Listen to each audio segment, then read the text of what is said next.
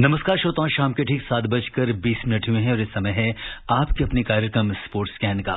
आज की sports scan की इस एडिशन के साथ मैं हूं आपका होस्ट और दोस्त सिद्धार्थ सिंह और तमाम खेल खबरों पर विस्तार से चर्चा करने के लिए हमारे साथ स्टूडियो में मौजूद हैं वरिष्ठ खेल पत्रकार सचिन। स्पोर्ट्स स्कैन कार्यक्रम में आपका स्वागत है। धन्यवाद सिद्धार्थ।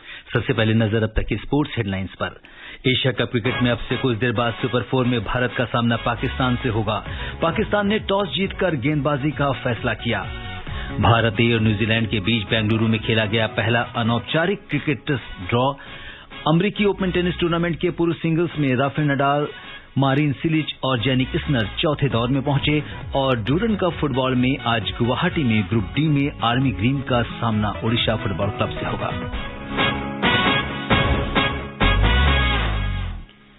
खेल खबरों में सबसे पहले बात एशिया कप क्रिकेट की।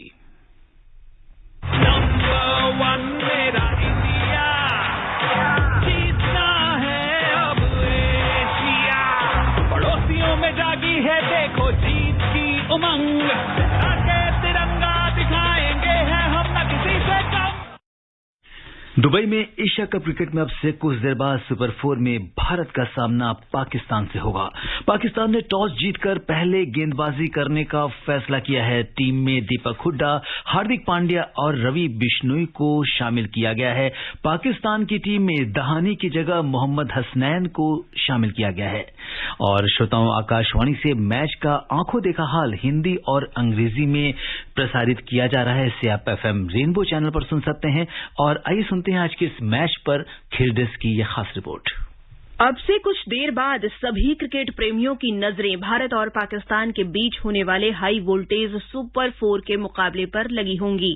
भारत को यदि पाकिस्तान पर पिछले मैच की तरह जीत दर्ज करनी है तो उसके शीर्ष क्रम को अच्छा प्रदर्शन करना होगा और तेज गेंदबाजों को भी अपनी जिम्मेदारी बखूबी निभानी होगी। भारत के शीर्ष क्रम के बल्लेबाजों का पावर प्ले में प्रदर्शन अगर समस्या है तो अनुभवहीन आवेश खान की डेथ ओवरों की गेंदबाजी भी टीम प्रबंधन के लिए चिंता का विषय है। ऐसे में भारत को गेंदबाजी आक्रमण में बदलाव करने की जरूरत नजर आती है क्योंकि उसका सामना पाकिस्तान से है जिसने पिछले मैच में हांगकांग को 150 से अधिक रनों से हराया था। वहीं विराट कोहली भी आज नया रिकॉर्ड अपने नाम कर सकते हैं। उन्होंने 2020 इंटरनेशनल मैचों में 97 छक्के लगाए हैं। अगर पाकिस्तान के खिलाफ मैच में कोहली 3 छक्के लगा देते हैं तो उनके T20 इंटरनेशनल क्रिकेट में 100 छक्के पूरे हो जाएंगे। अभी तक एशिया कप में खेले गए 2 मैचों में विराट के बल्ले से 4 छक्के निकले हैं।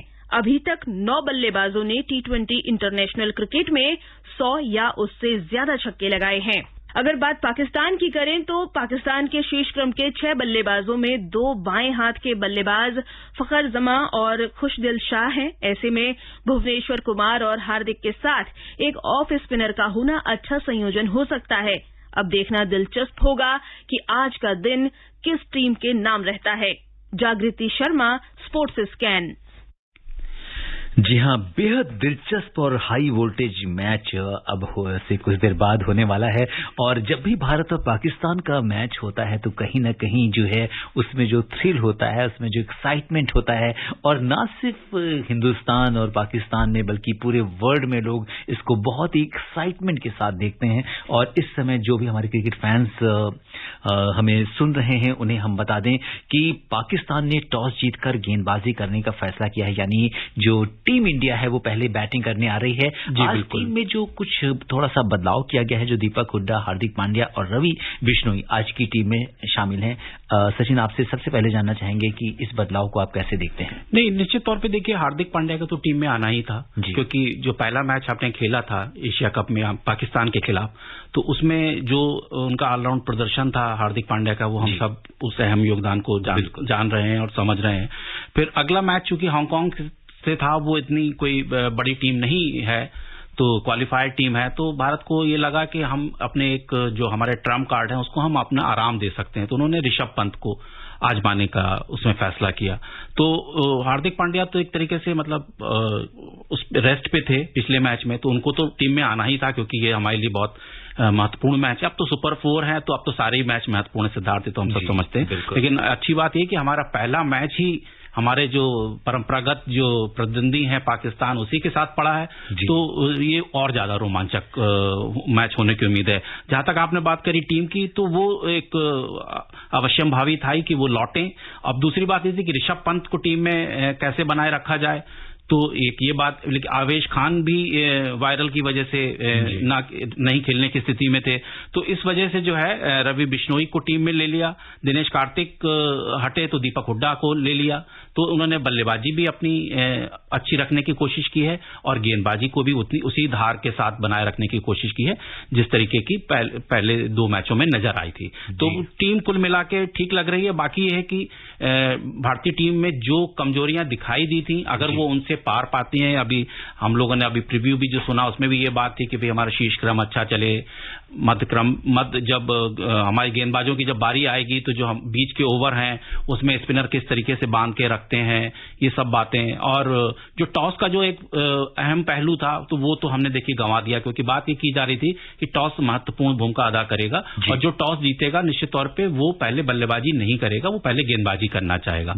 तो पाकिस्तान के कप्तान ने भी इस बात को माना कि भाई एक ड्यू फैक्टर भी एक अहम वो पक्ष हो सकता है, तो उन्होंने पहले जो है गेंदबाजी करने का फैसला किया। और भारत भी अगर जीतता, तो रोहित शर्मा ने भी यही बात कही थी कि अगर हम भी टॉस जीतते तो हम पहले गेंदबाजी ही करना पसंद करते, हम बाद में बल्लेबाजी करना चाहते हैं। अगर हम इससे पहले वाले मैच को, ये चांस की बात है कि दूसरा मैच भी जो है वो पाकिस्तान के साथ हो रहा है, और इसके पहले जो मैच हुआ है उसमें रणनीति को लेकर बहुत सारे, मतलब ये कहा जा रहा था कि जो भारत की जो रणनीति थी उस पूरे मैच के दौरान उसकी एक जीत में अहम भूमिका थी। इस बार आप किस तरह से टीम इंडिया की जो स्ट्रैटेजी है उसको आप किस तरीके से देख रहे हैं? निश्चित तौर पे देखिए स्ट्रैटेजी तो वही रहेगी कि हमारा जो एक कड़ा प्रतिद्वंदी है पाकिस्तान, और सुपर 4 में तो सारे मैच हमको उसी तरीके से खेलने होंगे कि मतलब हमारे सामने जो भी प्रतिद्वंदी होगा हमको यही मानना है कि भाई हम फाइनल में अगर खेलना है तो सभी को हराना है, और अगर पाकिस्तान है तो फिर वो तो वैसे ही एक मामला एक अलग बन जाता है कि नहीं, इस मैच को तो नहीं ही हारना है चाहे कोई। हालांकि देखिए ये हम लोग बैठ के स्टूडियो में बात कर रहे हैं, लेकिन मैदान में स्थितियां सब सिद्धार्थ अलग होती हैं, खेल है, खिलाड़ी हैं, कुछ चूक भी होती हैं, कोई मैच हारते भी हैं, कोई जीतते भी हैं। लेकिन अच्छी बात यह है कि भारत ने पहला मैच चूंकि जीता था, तो और उसके बाद हांगकांग के खिलाफ मैच उस लेवल पे नहीं खेला गया जिसकी की उम्मीद थी। उन्होंने एक अच्छी टक्कर देने की कोशिश करी, लेकिन पाकिस्तान ने जब हांगकांग के साथ खेला तो उन्होंने एक तरफा उनको हराया। तो ये एक चीज देखने वाली है कि पाकिस्तान ने जो जिस तरीके से बड़े अंतर से जीत दर्ज करी, तो पाकिस्तान ने भी एक अपना जो है एक लय पाने की कोशिश करी है, तो अब वो बदली हुई टीम नजर आएगी। तो निश्चित तौर पे हालांकि दोनों तरफ से टीमों को झटके लगे हैं। अगर हमारे यहाँ भी कोई खिलाड़ी कम हुआ है तो उनका भी एक मेन बॉलर वो इंजर्ड हो गए, वो नहीं खेल पा रहे, उनकी जगह हसनैन को लिया गया है, लेकिन फिर भी उनका पेस अभी भी ठीक है, ठीक नजर आ रहा है जैसा कि कहा जा रहा है। तो कुल मिला के मुकाबला तो देखिए बहुत कड़ा और रोमांचक होगा ही होगा। अब इसमें सारी बात यही है, और भारतीय टीम में संतुलन में कोई ऐसी कोई कमी नहीं है, सारे अच्छे बल्लेबाज, अच्छे गेंदबाज हैं, T20 का सबको अनुभव है। T20 में वैसे भी भारत का पलड़ा आंकड़ों में अगर आप देखें तो वो भारी नजर आता है। 10 मैच खेले हैं हमने इनसे, पाकिस्तान से, तो उसमें से 8 जीते हैं, जो कि एक काफी अच्छा आंकड़ा है। तो मैच तो निश्चित तौर पे बहुत शानदार होना चाहिए। अब तो मुझे लग रहा है कि अब शायद 1-1.5 मिनट ही रह गया है, तो उसके बाद खेल शुरू हो जाएगा, और थोड़ी देर बाद तो हम सब समझ ही जाएंगे, सिद्धार्थ, तो सबके सामने होगा कि भारतीय टीम किस तरीके से परफॉर्म कर रही है। बिल्कुल, भारत और पाकिस्तान का मैच जो है वो अपने चरम पर रहता है, और हमारे स्टूडियो की घड़ी में समय 7:29 और 13 सेकंड हो चुके हैं। चंद सेकंड जो है बिल्कुल शुरू होने में बचे हैं, और मैदान पर अगर वाइब्रेशंस देखें, पूरी हलचल तेज हो गई है, और चंद सेकंड्स के बाद ये मैच शुरू होने वाला है। हम आपको इस मैच से जुड़े अपडेट्स जो हैं वो अपने समाचार बुलेटिन्स में देते रहेंगे, स्पोर्ट्स कैंस में देते रहेंगे, तो आप भी जुड़ जाइए इस मैच से। क्रिकेट की ही बात करते हैं। भारत ए और न्यूजीलैंड के बीच बेंगलुरु में खेला गया पहला अनौपचारिक टेस्ट ड्रॉ हो गया है। न्यूजीलैंड ने पहली पारी में 400 रन बनाए, जवाब में भारत ने 6 विकेट के नुकसान पर 571 रन की पारी खेली। दूसरी पारी में न्यूजीलैंड ने 4 विकेट पर 133 रन बनाए और मैच बिना किसी नतीजे के समाप्त हो गया। तो सबसे पहले आपकी प्रतिक्रिया चाहेंगे, ये मैच तो फिलहाल ड्रॉ हो गया है जी। मैच 4 दिवसीय था, और आप समझ सकते हैं कि जो लंबे फॉर्मेट का जो मैच होता है उसके लिए पर्याप्त पर्याप्त समय चाहिए टीमों को सेटल होने के लिए, अच्छे रन बनाने के लिए। अच्छा स्कोर दिया था। जो कार्टर ने 197 की पारी खेली थी न्यूजीलैंड ए की तरफ से, 400 रन बनाए थे। भारत ने 571 बनाए, 6 विकेट पे पारी घोषित कर दी कि भाई अब आपको भी कुछ मौका मिले। आज का दिन था इनके पास, लेकिन बात यही थी कि उसने कम समय में अगर हम ऑल आउट कर लेते तो हम जीत दर्ज कर लेते, लेकिन ऐसा इतनी जल्दी संभव होता नहीं है सिद्धार्थ। कभी कभी इतनी आसान परिस्थितियां नहीं होती हैं। लेकिन भारत की तरफ से अच्छी बात यह थी कि 3 शतक लगे। उसमें से जो तीसरा शतक है, जो तिलक वर्मा ने जो आज पूरा किया, जो कल 82 पे नाबाद खेल रहे थे, वो एक अच्छे खिलाड़ी के तौर पे उभर रहे हैं, जिनके बारे में ये माना जा रहा है कि आने वाले समय में वो भारतीय टीम में भी जगह बना सकते हैं। और वो ऑलराउंड खेल के धनी माने जाते हैं। ऑलराउंड दोनों सेंस में, वो बॉलिंग और भी करते हैं, बैटिंग भी करते हैं। इसके अलावा वो सभी फॉर्मेट में उसी तरीके से खेल दिखाने की उनके अंदर दक्षता है। ये सबसे महत्वपूर्ण बात है। और मुंबई इंडियंस टीम की ओर से वो T20 में खेलते हैं और उसके कप्तान रोहित ने उनकी काफी तारीफ की है इस बात को लेके। अभी मात्र 19 साल के हैं तिलक, तो आने वाले समय में वो भारत के लिए एक अच्छी खिलाड़ी साबित हो सकते हैं। और इंडिया ए और न्यूजीलैंड ए के बीच अगला जो दूसरा अनौपचारिक टेस्ट है वो हुबली में खेला जाएगा 8 सितंबर को। तो अब देखना दिलचस्प होगा कि अगले मैच में क्या कुछ रहता है। बांग्लादेश के पूर्व कप्तान और विकेटकीपर बल्लेबाज मुशफिकुर रहीम ने 2020 अंतर्राष्ट्रीय मैचों से संन्यास ले लिया है। उन्होंने क्रिकेट के सबसे छोटे फॉर्मेट के सबसे लंबे करियर को अलविदा कहा। 35 साल के मुशफिकुर ने इंटरनेशनल लेवल पर 15 साल 277 दिन T20 क्रिकेट खेला है, जिस फॉर्मेट का अब तक का सबसे लंबा करियर है।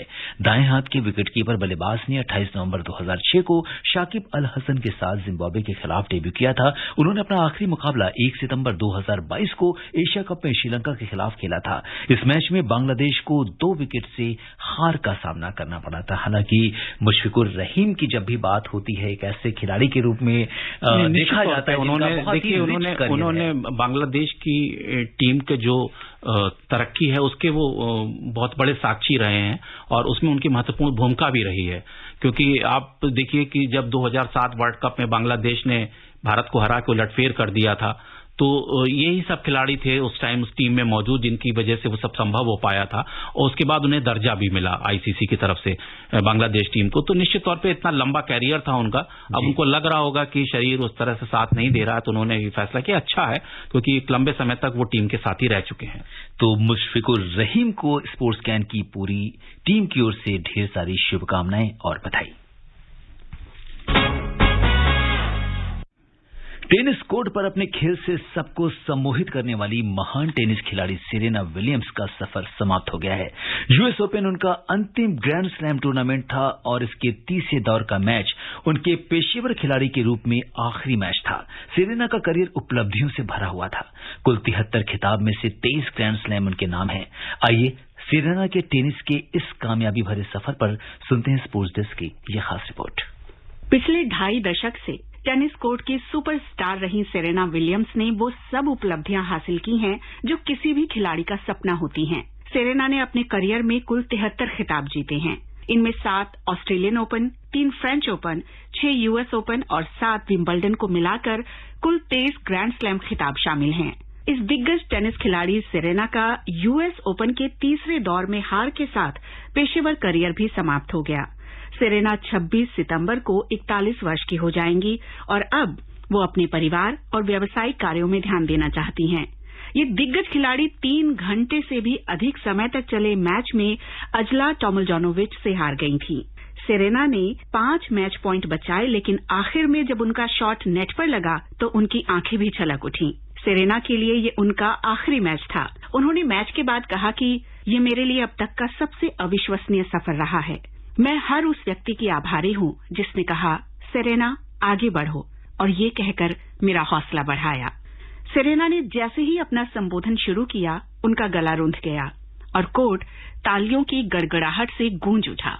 Serena, this has been your stage. This is your moment.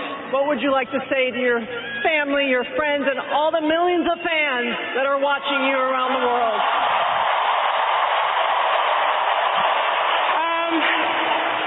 my God, thank you so much. You guys were amazing today. I tried, but I would just play it a little bit better.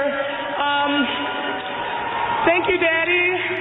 I know you're watching. Thanks, Mom. Oh my God.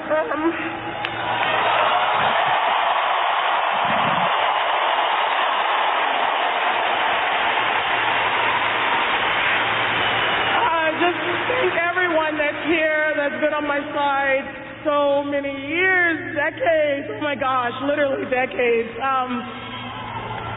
But it all started with my parents, and they deserve everything. So I'm really grateful for them.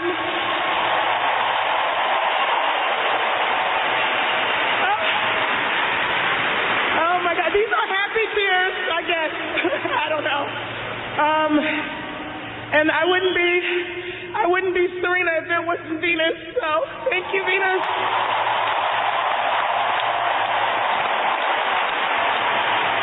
Serena ने अपने career में 23 grand slam singles खिताब और अपनी बड़ी बहन Venus के साथ 14 डबल्स खिताब भी जीते। वो WTA रैंकिंग में सैकड़ों सप्ताह तक शीर्ष पर काबिज रहीं। उनके नाम पर 4 ओलंपिक स्वर्ण पदक भी दर्ज हैं। इस दिग्गज खिलाड़ी ने WTA टूर में अपना पहला मैच 14वां जन्मदिन मनाने के 1 महीने बाद 28 अक्टूबर 1995 को खेला था। उन्होंने ग्रैंड स्लैम स्तर पर अपना पहला मैच 16 साल की उम्र में ऑस्ट्रेलियाई ओपन में जीता था। सेरेना ने 17 साल की उम्र में मार्टिना हिंगिस को 11 सितंबर 1999 को यूएस ओपन के फाइनल में हराकर अपना पहला ग्रैंड स्लैम खिताब जीता था। यूएस ओपन 2001 में फाइनल में उनके सामने उनकी बहन वीनस थी, जिनसे उन्हें हार का सामना करना पड़ा था। लेकिन 2002 के फ्रेंच ओपन में सेरेना ने अपनी बहन को हराकर दूसरा ग्रैंड स्लैम जीता। वो पहली बार 8 जुलाई 2002 को WTA रैंकिंग में नंबर 1 पर काबिज हुई थी। 2003 में उन्होंने ऑस्ट्रेलियाई ओपन जीतकर 4 ग्रैंड स्लैम टूर्नामेंट जीतकर सेरेना स्लैम पूरा किया। सेरेना ने अपना 16वां ग्रैंड स्लैम खिताब फ्रेंच ओपन 2013 के रूप में जीता था। इसके 1 साल बाद फिर से यूएस ओपन का खिताब जीतकर क्रिस एवर्ट और मार्टिना नवरातिलोवा के 18 ग्रैंड स्लैम खिताब की बराबरी की थी। इस अमरीकी खिलाड़ी ने 2016 में विंबलडन चैंपियन बनकर स्टेफी ग्राफ के 22 ग्रैंड स्लैम खिताब की बराबरी की। अब सेरेना का लक्ष्य मार्गरेट कोर्ट के 24 ग्रैंड स्लैम खिताब की बराबरी करना था, लेकिन वो इस उपलब्धि को हासिल नहीं कर पाई। लेकिन कोई बात नहीं, उम्मीद है कि सेरेना की जिंदगी के दूसरे सफर का पड़ाव भी इसी तरह शानदार रहेगा, जैसा कि शानदार प्रदर्शन वो हमेशा कोर्ट में करती रही हैं। सेरेना की जीवन की अगली पारी के लिए स्पोर्ट्स कैन की ओर से ढेरों शुभकामनाएं। नीलम अलकानिया, स्पोर्ट्स कैन।